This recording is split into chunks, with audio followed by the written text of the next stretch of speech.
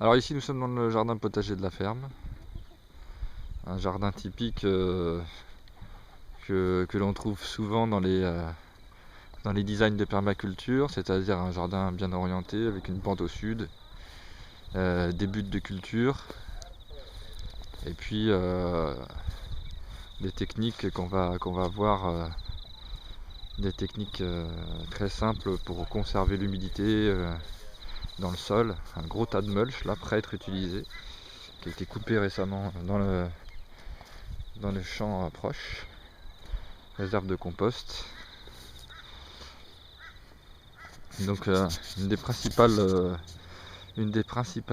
qualités de ce genre de jardin, c'est qu'on mulch énormément, c'est-à-dire qu'on utilise un paillis en surface des cultures, comme vous pouvez le voir ici. Ce paillis, il a plusieurs vertus, hein. D'une part, il protège le sol du lessivage, hein. Quand il pleut très fort, on n'a pas de terre qui s'en va, on n'a pas de sol qui s'en va, on n'a pas d'érosion non plus par le vent. Le sol est jamais à nu, hein, ce qui fait que dans la nature de toute façon on n'a jamais de sol à nu, hein, on a toujours un sol couvert, donc c'est une chose auquel il faut faire très attention. L'avantage de ce genre de paillis aussi, c'est qu'on a une humidité qui reste constante sous le paillis. On n'a presque pas besoin d'arroser, voire pas du tout dans certains endroits, puisque l'humidité est très présente sous le paillis et il n'y a pas de transpiration, il n'y a pas d'évaporation, pardon. Je suis concentré sur ce que je fais en même temps, c'est un peu compliqué. Donc il n'y a pas d'évaporation, l'humidité reste constante sous le paillis. Et puis le gros avantage qu'il y a, c'est que vous voyez, il y a certains endroits où le paillis commence à se décomposer. Les micro-organismes du sol font leur travail, c'est-à-dire qu'ils commencent à décomposer le paillis, ils l'intègrent au sol, et puis vous retrouvez une terre superbe dessous, hein, puisqu'elle est constamment réengraissée par ce paillis, hein. J'allais dire réengraissée, c'est pas vraiment réengraissé, mais enfin, le paillis participe à l'auto-fertilité du sol, en fait, hein, tout simplement. C'est-à-dire que les matières sont décomposées, réintégrées au sol, et puis du coup elles reparticipent à la fertilité de l'ensemble, et c'est un circuit fermé, quoi. Donc dès qu'on récolte quelque chose, tout simplement on le laisse à la surface du, euh, du sol, sauf s'il est en graines bien sûr. Et puis les micro-organismes du sol font leur boulot et ce qui meurt redevient de la nourriture tout simplement. Voilà, donc là on a quand même un jardin potager qui alimente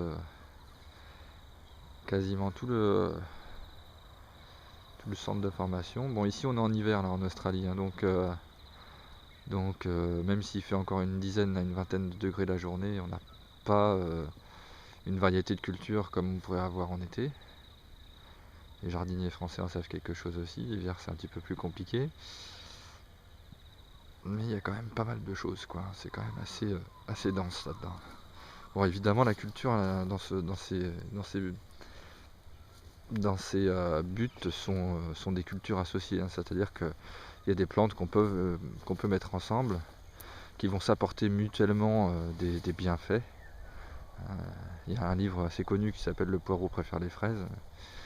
Donc certaines plantes peuvent apporter énormément à d'autres, soit en les protégeant, en attirant des insectes qui feront que l'autre espèce ne sera pas mangée, soit en nourrissant, en fixant des nutriments pour une autre espèce. Donc ça s'appelle la culture associée.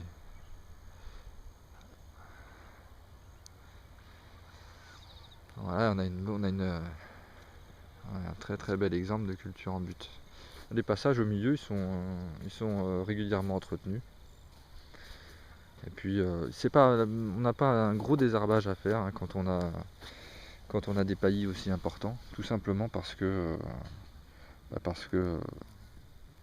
ça coupe la photosynthèse, hein, le paillis, et puis il n'y a pas de lumière, donc le développement de mauvaises herbes, entre parenthèses, d'indésirables, on va dire, ne se fait pas ou beaucoup moins, quoi. Puis même s'il y en a quelques-unes, elles sont très faciles à enlever parce qu'elles ne sont pas enfoncées dans la terre mais dans le paillis.